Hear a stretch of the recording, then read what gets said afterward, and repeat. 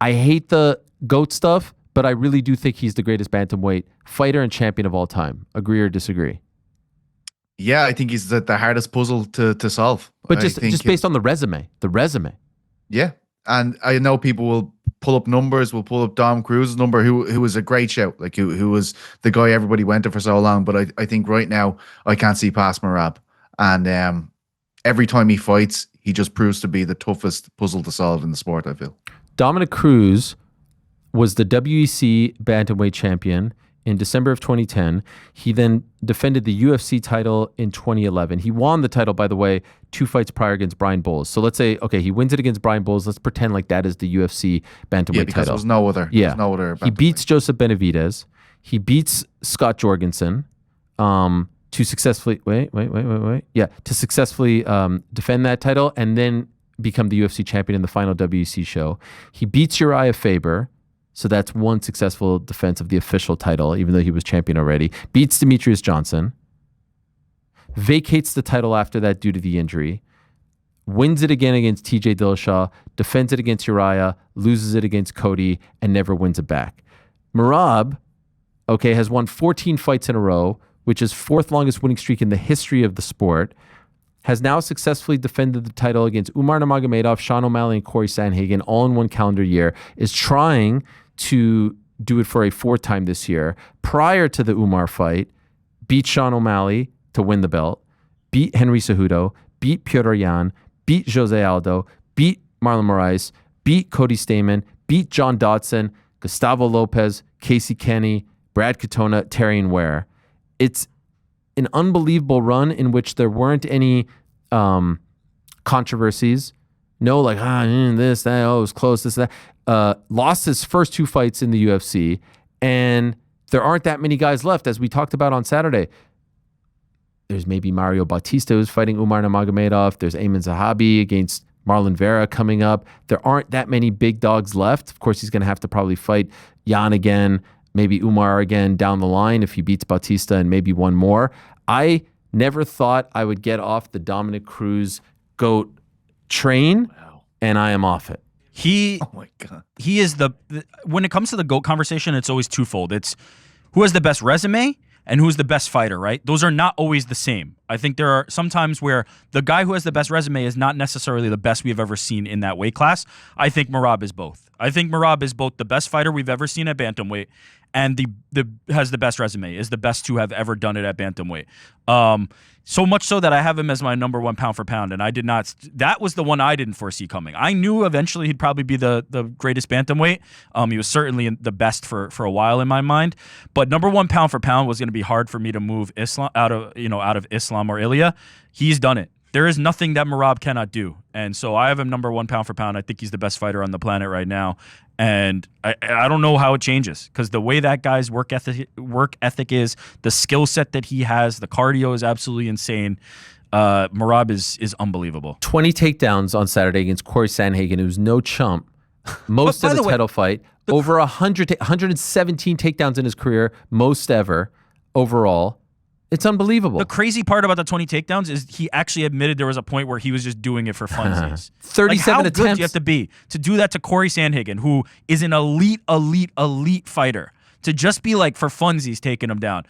Merab is unbelievable, man. Another thing that's so dangerous about him, because the resume is unbelievable. From that Marias fight like 4 years ago, it has been nothing but champions or title challengers, absolute killers in every single fight getting through them.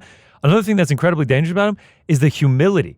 He gets on the post-fight speech and he's just like, yo, man, like anybody can beat me. Like, and the longer you guys give me in between fights, the better I'm going to get. Like, I am not going to stop working. I'm not going to stop improving. It's all about getting better. Who knows when the book is finally written on Merab Dvalishvili what that final resume looks like. I think right now he's already the best bantamweight ever. But the stats, the numbers that he's putting up, like he has potential to get into that upper echelon of not just bantamweight, but all-time greatness. Pete, do you like the idea of him fighting in December in what would be the final ESPN pay-per-view ever, at least for now, at least for the next 7 years?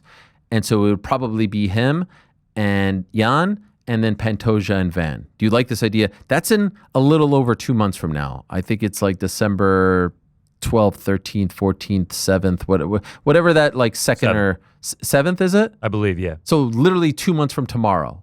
What do you think of this? I love it. And any MMA fan that doesn't love that is not an MMA fan, because these are two of the pound for pound best fighters in the world. And just want to see the guy fighting as much as possible. Like, it's becoming so fascinating watching this guy fight. It's not just, you know, the personality. It's not just the way he fights. Do you guys notice, like, he actually doesn't care when he loses early rounds of fights, because he's like, oh, I just kick in round 3. They're not going to be able to live with me. And he lost the first round to Sandhagen. He lost the first 2 rounds to Umar. He responded to losing the first round to Sandhagen with a 10-8 in round 2. Yeah.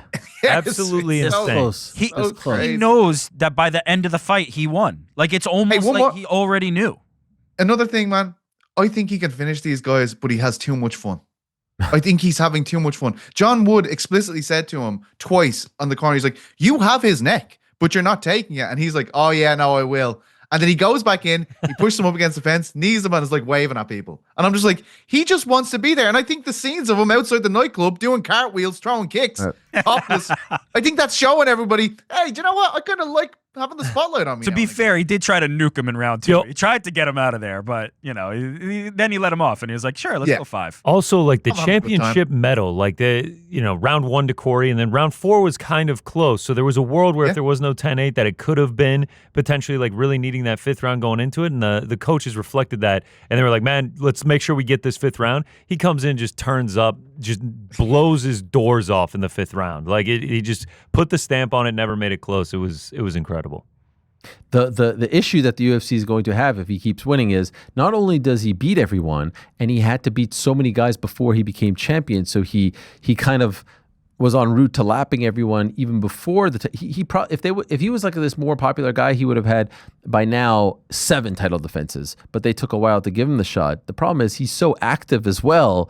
You know, he's blowing through everyone in a calendar year. In 4 fights in a calendar year, potentially. In the part where he title was defenses rising, as you were talking about, he used to have to beg for people to believe in him. Now he has to beg for you to believe in his opponents. Now he's on the mic after the fights begging for you to be like, okay, maybe Jan has a chance. Like, he's desperate for you to believe that somebody has a chance against him because everything he's showing in the cage is that nobody has a chance. He's the guy who's like, he knows he's going to win, but he's like, no, chill. Like, anything can happen, bro. Like, they can, good, man. They can catch me. And he like knows that that he's going to win. I thought Ilya put it best on Twitter. He said, brother, we've reached the point where your victories seem almost normal, but we all know how hard it is to get there. I say with pride, you're a living legend. It's just like we kind of assume it's like, oh yeah, Merab's going to run through him. But like, you forget the level of competition he's going against. It's truly magnificent what he's been able to do. I had that tweet pulled up as well. I was going to... So good. Does it not make Bautista the perfect guy here, though? Like, the perfect foil in that. It's a perfect story, Pete. It's you know what I mean? In what way?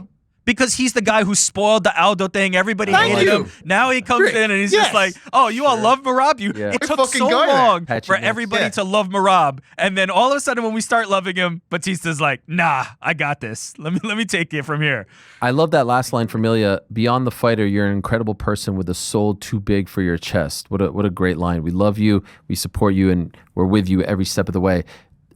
He's now won 3 fights in 2025, 3 successful title defenses. If he gets the 4th, but JDM beats Islam, who's the male fighter of the year? Because I feel like it's down to those 2, right? It's got to be Merab. I'd go Merab, but that's a toss-up. JDM with a win over Islam. 4 title defenses in a calendar year. I know, but okay. What if JDM beats Islam? What if he gets 3? What if he gets 3 and JDM beats Islam? I'd probably lean JDM at that point. That's crazy. That would be crazy. I mean, thanks for watching this video. Before you go, if you haven't already, hit that subscribe button for us. Also, give us a thumbs up, leave a nice comment. These things go a long way. And while you're here, do check out the rest of the channel. We've got live shows and full interviews, clips, and a whole lot more. We're doing big things here, and we appreciate your support very much.